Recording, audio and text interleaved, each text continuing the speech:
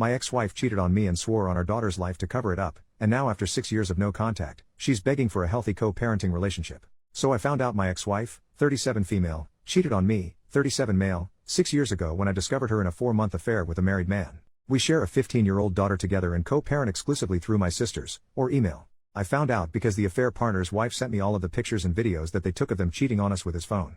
Some of the deal breakers for me was that she did a bunch of spicy acts with her affair partner that she would flat out refuse to do with me, saying that those acts were disgusting, and against her integrity as a woman. She literally told me her body, her rules. Before presenting her with the evidence I had given her a chance to come clean. However, she gaslighted me. Even swore on our daughter's life. I told her if you had any integrity, or respect for me at all you would tell me the truth right now. She held firm that I was crazy and making wild accusations with no facts. So I then present the facts. When confronted with the evidence, she broke down and looked me in my face and said she is a piece of crap and knew her betrayal was beyond disrespectful and ultimately something I would never forgive. I told her going forward under no circumstances except health, safety, and the life or death of our daughter should she contact me. We divorced soon after. Fast forward 6 years later. Last month my daughter asked if I would attend a dinner that she was cooking to prepare for her baking and cooking competition coming up. I of course agreed, but the kicker was her mother, my ex-wife, would be there too. She knows why we divorced and accepts that I've gone no contact with her mother. Mind you, I haven't seen or spoken to my ex-wife in close to 6 years. At the dinner some of my former in-laws and ex-wife were there, as well as my sisters and myself. My daughter's food was delicious and everything went pretty smooth.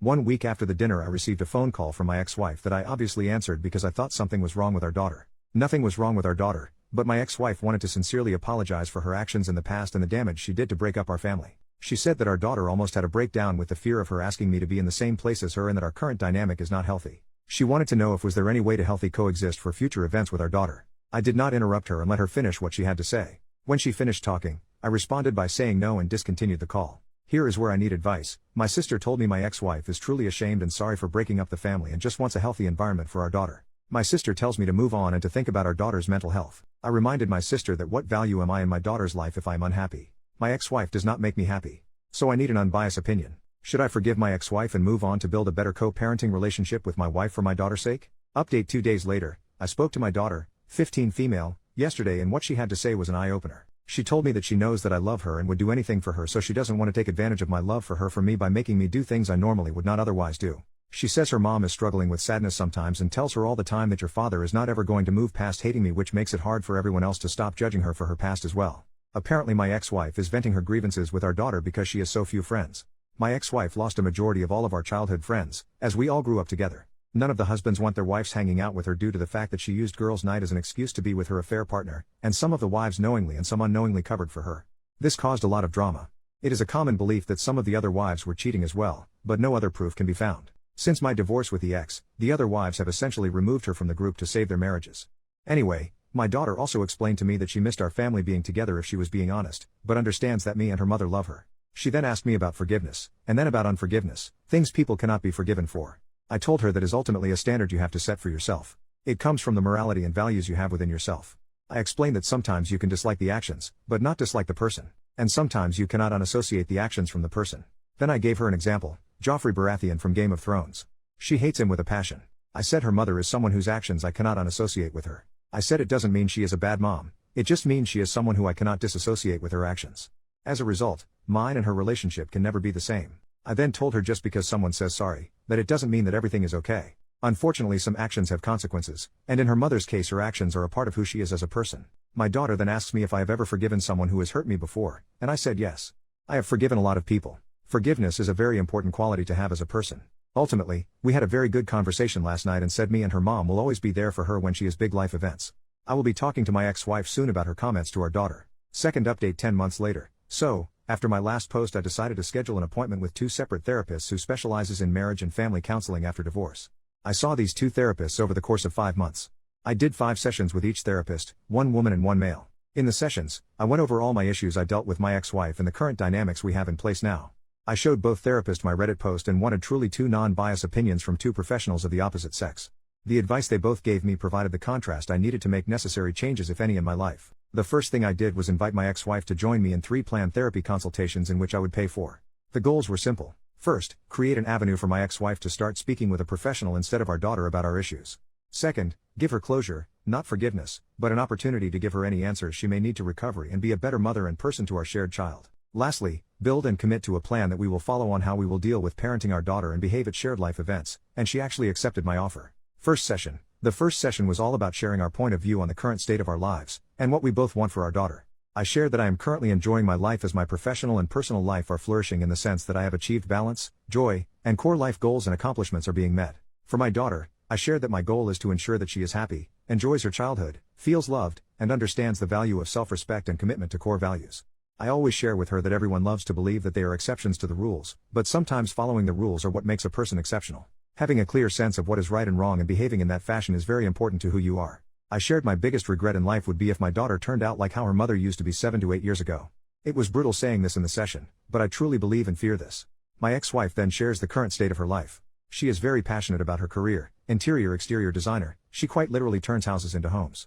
She shares that she is currently working on herself because her past few relationships ended poorly because of her baggage from our marriage, and divorce has made her very afraid of commitment. She also wants our daughter to be happy, loved, and a hard worker. She responded to my comment about me being afraid of my daughter turning out like how she was 7 years ago. She said her pride was hurt by that comment, but years of therapy help her realize she must accept that her actions of the past have warranted that kind of comment from me. She said she knows our daughter does not want to be like her because our daughter has asked her many times, besides cheating on dad, what is the real reason why he will never forgive you? She said people cheat and get divorced all the time and they are still friends. However, dad truly thinks you are a bad person, but a good mom. For years she thought I was poisoning our daughter against her, but quickly realized that was just her own guilt eating her away. The session ended quickly after that. Second session. This session my ex-wife asked a lot of questions. I mean a lot. Nevertheless, I answered all of them honestly and bluntly. The 3 main questions she asked were the following. 1. How did I heal from the wounds that she caused, and what advice could I give her as she is still trying to heal from the wounds she caused herself? I explained that the damage she caused wasn't like a stab or a cut wound that you could stitch back together. I said her damage was more like she amputated a limb from my body. My recovery wasn't focused on healing, but rather on how to walk, lift, or learn how to eat with my feet because I no longer had hands. I recovered from what she did by reteaching myself how to not be defined by my disability, become a victim, but more importantly gaining strength from it. I ended by saying I am still recovering, there is no healing this wound, the leg is gone. I said my advice to her would be do not amputate your next partner. Stop focusing on healing and start prioritizing recovering from the damage you caused. Some things cannot be fixed, but they can sometimes be replaced, or provide life lesson on how to behave in the future. 2. How can she replace what she has broken? I reply by giving an analogy. When a woman has a miscarriage, she doesn't replace the child she has lost when she has another baby. She values the life of the child she is because she knows what it is like to lose a child or not have a child at all. She doesn't replace what she has lost, she has to use her previous loss as a vehicle to find love in what she is now. I reiterated that she cannot replace or fix this. Her actions are permanent and cannot be undone. She must recover and use her experience to be better next time. 3. Is there anything she could do to allow us to be friends again? I replied by saying no. However, her being a great mother to our daughter and showing her how to recover from making the mistakes she made in her past would go a long way in making sure our shared interest is met. I explained there is no scenario in which I can give you forgiveness, because it is not a gift I can give. This gift must come from yourself. I cannot be responsible for your happiness or forgiveness. 4. Would you allow me to keep trying? I respond sure. Last session, we made major agreements. We came to an agreement that I would allow her to contact me outside of emergency if she agreed to not speak about our relationship with our daughter. Please let her be a kid. She can call me directly if she wants to coordinate vacations, holidays, or gifts.